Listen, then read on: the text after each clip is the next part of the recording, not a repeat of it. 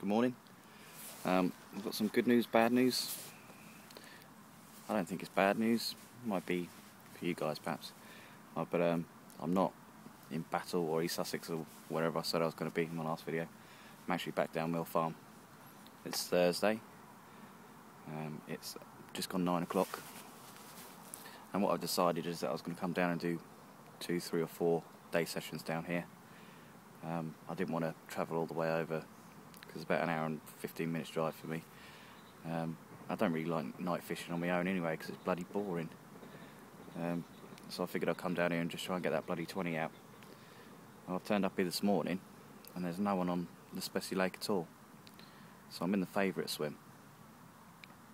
Favourite swim? It's not my favourite swim because I've never fished it before, but every time you turn up here there's people running to get in here. So there's no one in here this morning, so I can't not fish this one.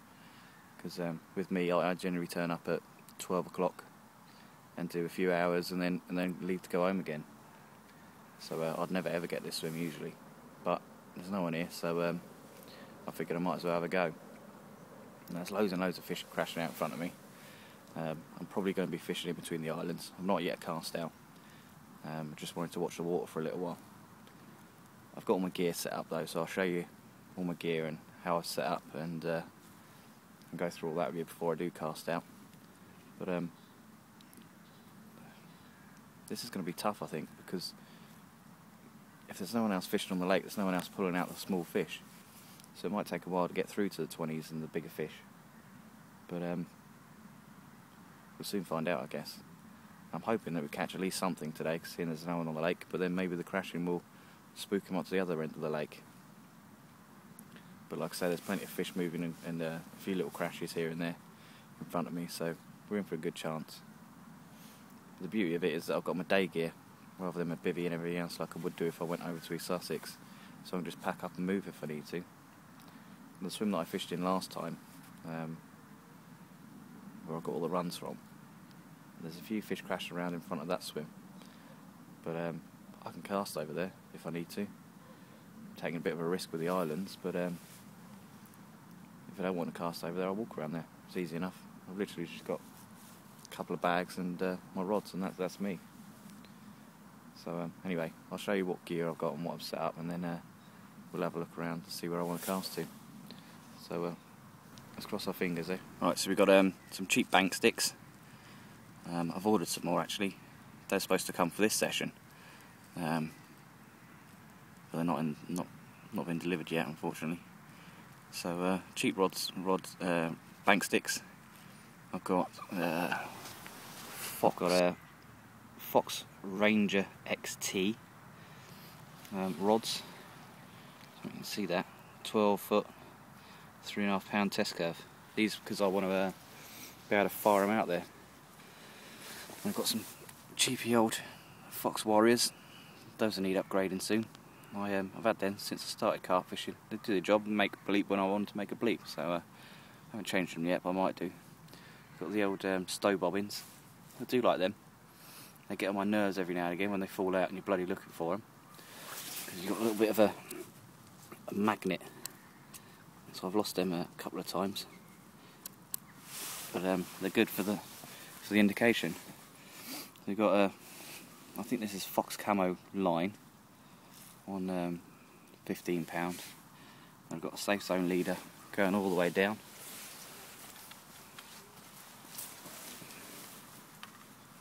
Down to an Avid Carp lead, and that is quite heavy, that one. That's 2.5 ounce, that one.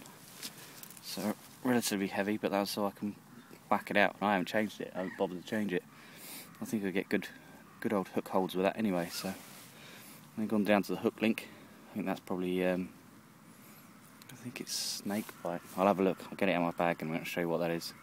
But a very, very short hook link, as you can see, probably 4 inches, down to a little PVA bag, which is not very big at all. I don't want to feed the fish, I want it to have a bite. And I'll try and show you later, but once those take on water, you end up with a handful of food anyway, so you don't need a lot at all. Then I've got a fox hook just in there, and I'll show you the rigs properly in a minute. Then I've got a tiny halibut pellet topped with a non-buoyant sweet corn, and then a little clear stopper. And if we go over to the other rig, it's exactly the same, apart from I've got fluorocarbon instead of fox camo. And I've got a smaller lead on this one. It's a 1.5 ounce lead. Not so good for casting, but still does the same job. Makes it a little bit lighter when it's hitting the water. Got the same hook link, same length, but the only difference is that's stripped back. Exactly the same PVA bag, exactly the same hook, exactly the same hook bait. The only thing I do want to do is pull that around, and then instead of having a non-buoyant corn, I've just got a bit of rig foam, very, very, very small slither, and that's my setup. The old swans, we'll keep an eye on them vicious little bastards.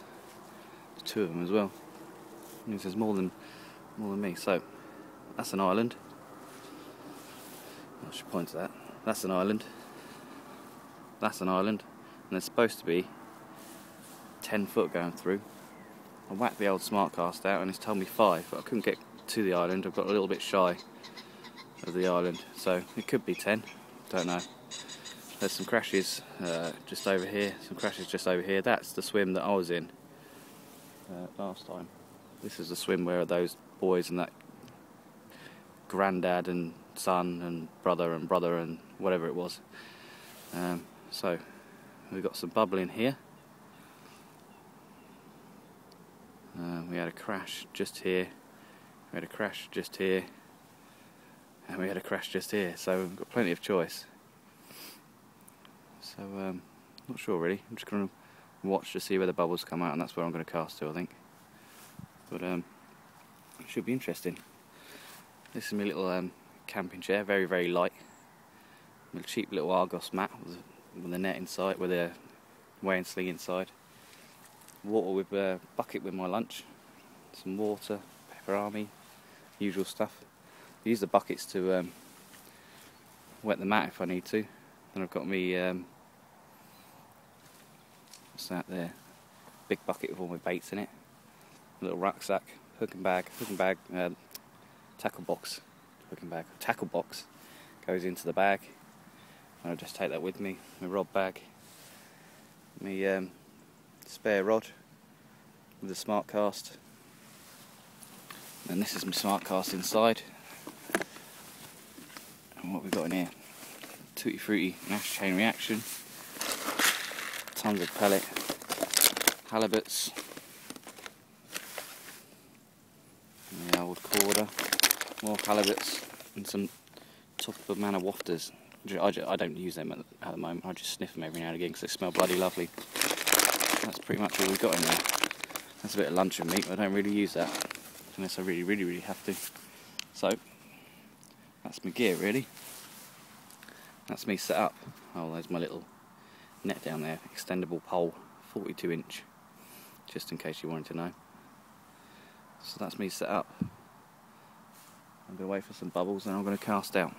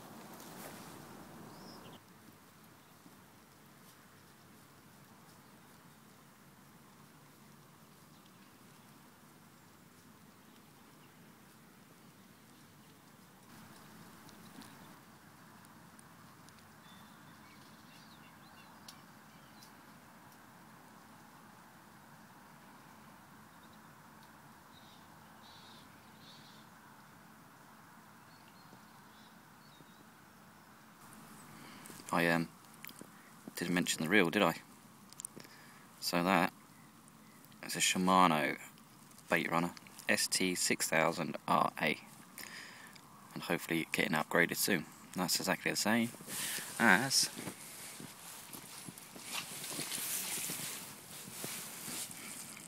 the other one. Exactly the same. So let's do a Rob Hughes, shall we? Let's do a Rob Hughes. Where can we fish? Where can we fish? Where can we fish? Start from this side.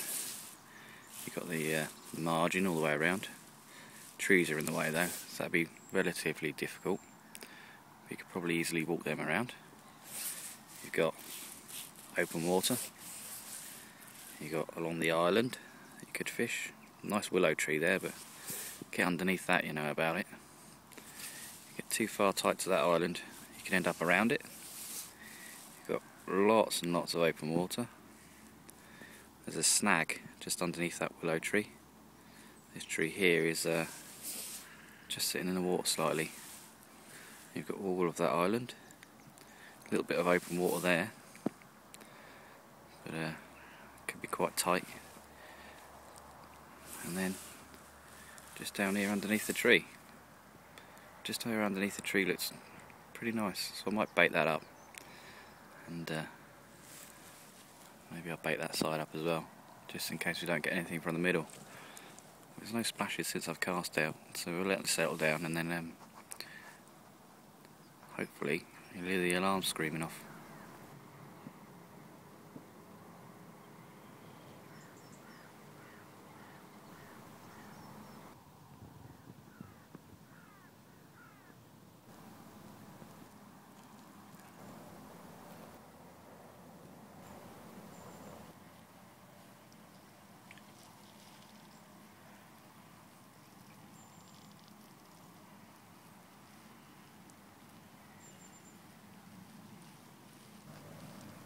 Right, so here's the PVA bag that went wrong. I didn't bother to thread it on properly. It split. So it gives us an opportunity to do a test. You can see that, it's not very big. A little bit bigger than half of a finger. A bit wider, and yeah, so in the water it goes, and we'll see how big it ends up. So we'll give that some time to break down.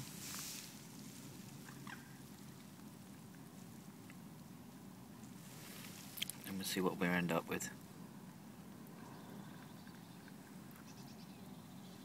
Alright, so that's broken down. That's the quarter PVA. And then I'll give that 5-10 minutes, and then we'll see how big the pellet is after it's swollen up. Okay, first fish, a couple of hours after we started. He's only a little one, he's flapping around like fuck. He had the easiest swim in, literally swam straight towards me. Probably going to beat the crap out of me now, but I'll try and show you. Very, very small, probably only 7. Try to get a grip. There we are. Very, very tiny little con. Throw him back.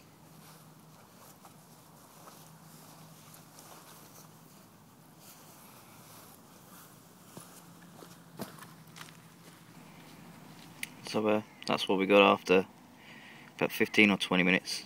You can probably see around the bloodworm leaking out, just pulling out towards and around the sides.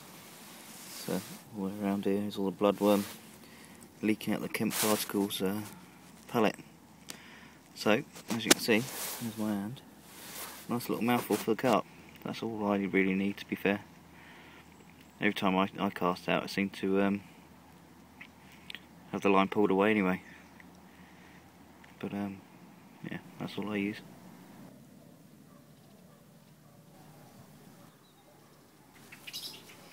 I've been fishing now for 4 hours. It's midday.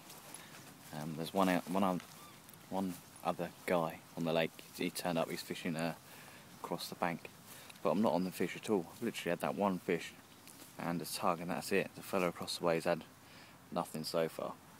So I'm thinking about moving up the lake a bit. They're definitely not there. Now I've moved up one swim, which is pretty much opposite the swim 2 episodes ago, the one where it was called Lost Count, and already there's bubbling in front of me. So I'm thinking about moving up here perhaps. Favourite swim don't mean shit, doesn't mean shit at all. But it's got a bit warmer now, so maybe they've moved up this area. I think it's a bit more shallow up there. So I might give that a go. I might just make the move. It's literally there to there. So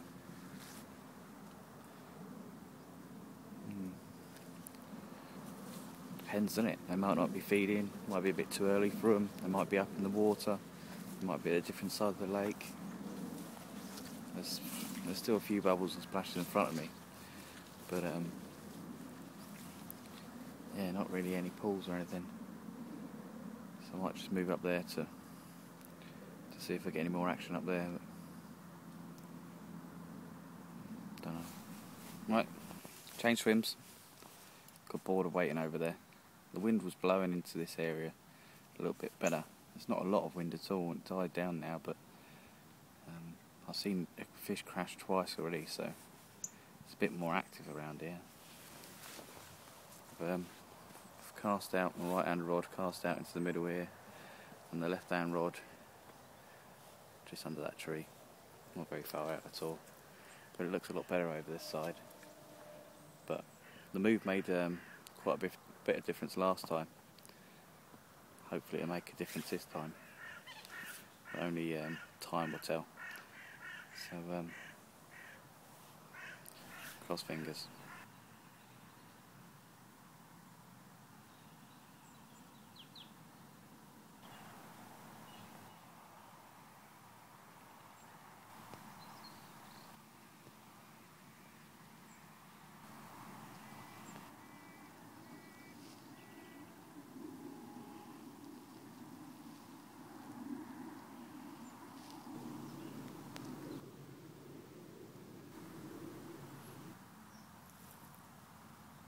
This really isn't happening today.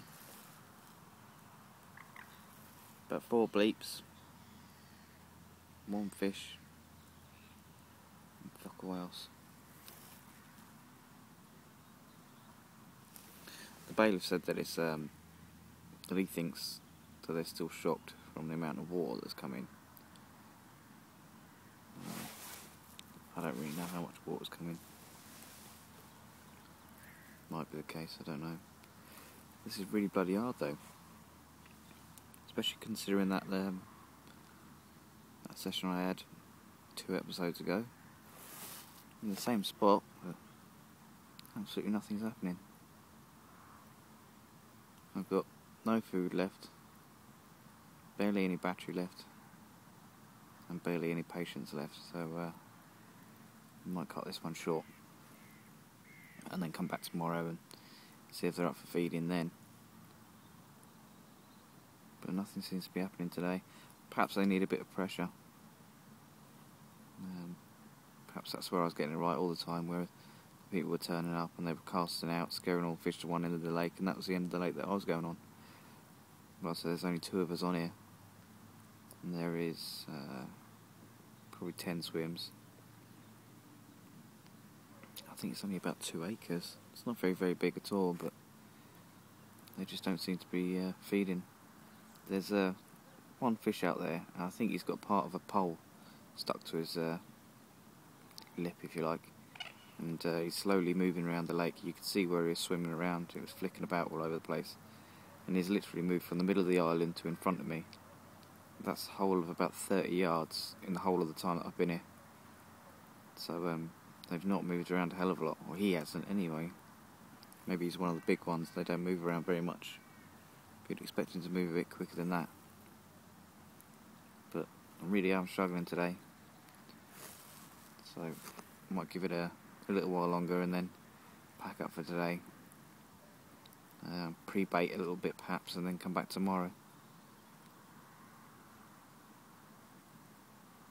It doesn't seem to be happening today. Right then, I've moved around one more swim. to my right, so I'm right up in the corner now. Where are we?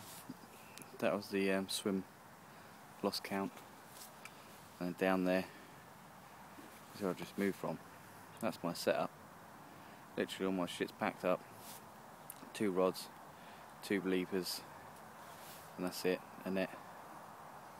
And then I'm going to give that probably 15 minutes, half an hour, depends when I get bored really. I've only got about 20% left on the battery. But it's been so dead, I don't think we're going to get anything. But I've moved around now, I saw a fish crash. So maybe we'll pick him off, I don't know. But if we don't get anything from here, then we'll come back tomorrow. Hopefully things will have changed by then. So yeah, this is clutched at straws now, I think.